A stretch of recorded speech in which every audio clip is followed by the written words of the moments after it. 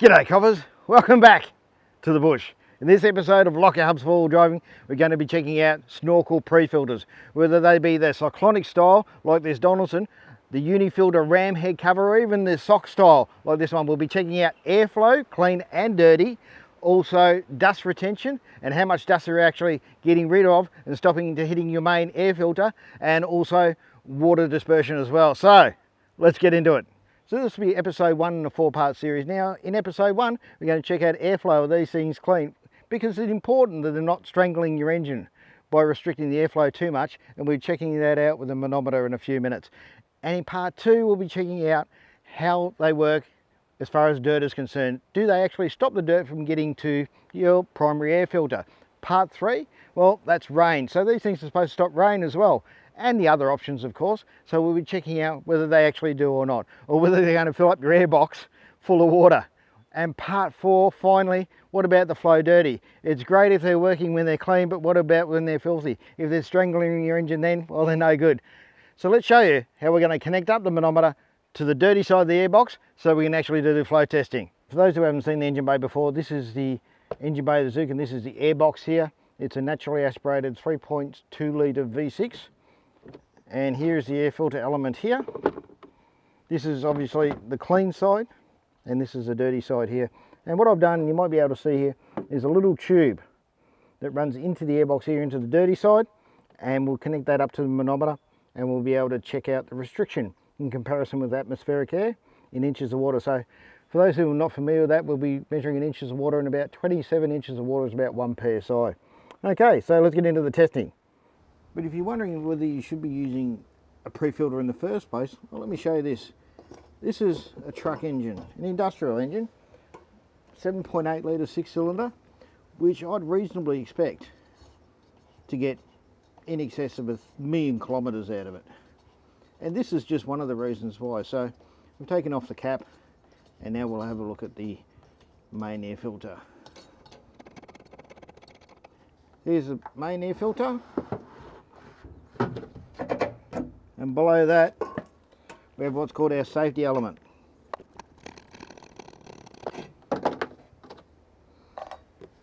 And you'll notice here it says safety element, do not clean.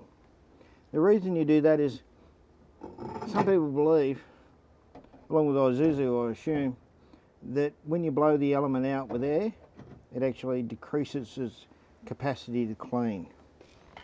And finally, there's the air inlet there. So dual elements in a standard setup in a vehicle that's expected to do big Ks and goes through a lot of air because it's a large capacity engine. So your primary filter and a secondary filter use an industrial engine as a standard thing, so why wouldn't you use it in industrial conditions on your 4-wheel drive? Okay, now here's the setup for the testing. Now this is a manometer which measures pressure in inches of water, or it'll actually measure restriction in the pre-filter or the snorkel air that I have on at the time. And this is an OBD2 reader, so it measures from the car's computer. It has things like engine temperature, RPM, voltage, there's a big heap of stuff in there. Intake temperature, which is considerably down. It's only about 10 to 15 degrees above ambient since I've moved to a snorkel, which is better than the under bonnet air supply that was happening at the time. And also has a performance testing, which we'll be using for the 0 to 100 kilometres an hour. So let's get into that. Righto, here we go, 0 to 100 kilometres an hour with a forward-facing ram head. Let's go.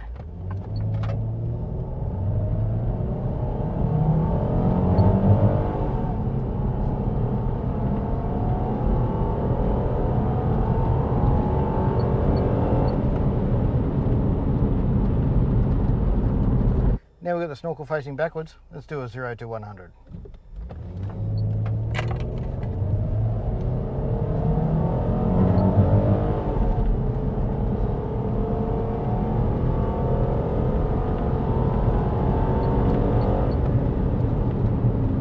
Here's our backward facing stainless steel imitation snorkel. Okay, let's get into it.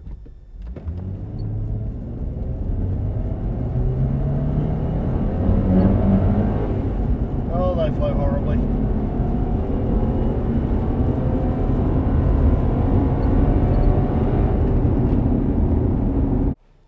Now for the cyclone head.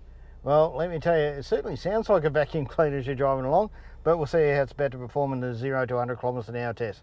Let's do it.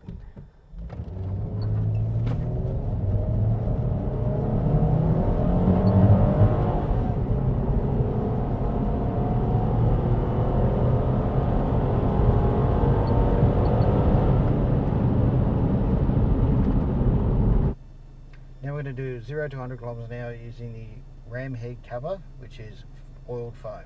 Let's get into it.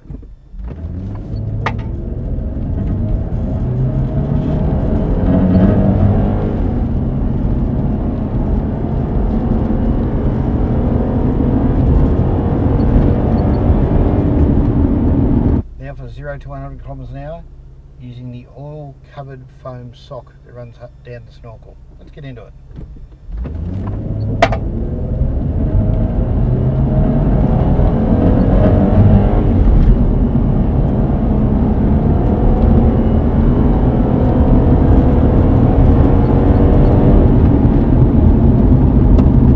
Well, those results certainly surprised me. I mean, the cyclonic head I thought would be absolutely terrible. I mean, the air has to go in, has to start turning like a cyclone, then do 180-degree U-turn and then back down the snorkel again. I thought it would flow terribly. Turns out I was wrong. And the snorkel sock, which I thought would be really good because it's got a lot of surface area, flowed terribly. But let's put up the graph and check out the results. So first up, let's check out the 0 to 100 kilometer an hour acceleration runs.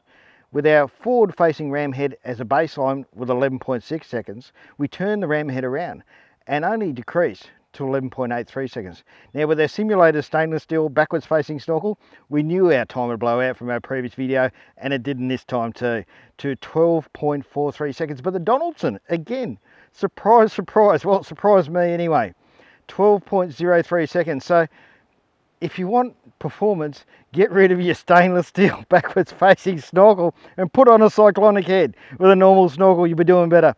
Okay, and your ram head pre-filter, approximately the same at 12.01, but your snorkel sock was the worst of the bunch at 12.63 seconds.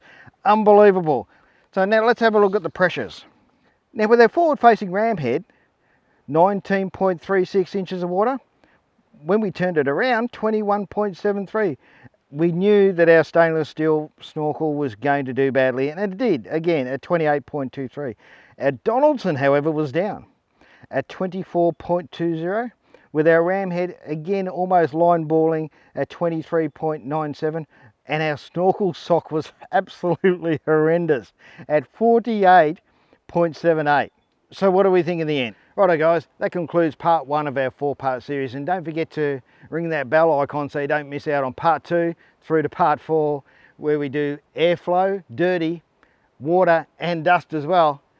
Now this testing constantly amazes me. I mean, if you'd have asked me at the start of this testing which one's going to flow the worst clean, I would have put this right up in the air. I mean, look at it. It looks horrendous. I mean, the air has to turn around in cyclonic action to get the separation happening, and then it has to do a 180-degree U-turn before it starts heading down the snorkel pipe. So I was wrong. I'm quite willing to admit that. Wrong, wrong, wrong. And I thought to myself, which one's going to flow the best? Well, if you'd asked me to put money on it, I probably would have put it on the sock. It's got a lot of surface area. But I was wrong there too. So the testing is where the answers are. So don't forget to rate, comment and subscribe. Now if you like this video guys, don't forget to give it the old thumbs up. If you didn't, by all means, get a thumbs down twice. See you guys in the next one.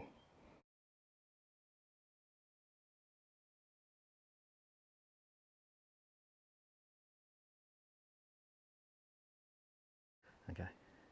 G'day commons, welcome back to the bush. In this episode of Lockie Hub's 4-wheel driving, we're going to be checking out Snorkel Pre-Filters. I'll try that again because I can't pronounce stuff. G'day coppers, welcome back to the bush. In this episode, G'day coppers, welcome back to the bush. In this episode of Lockie Hub's 4-wheel driving, we're going to be checking out Snorkel Pre-Filters, whether it be the cyclonic head.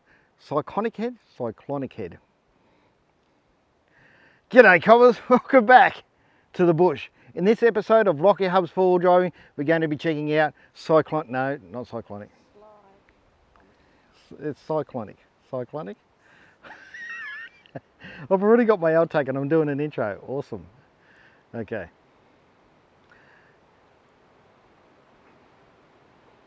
G'day cobbers, welcome back to the bush.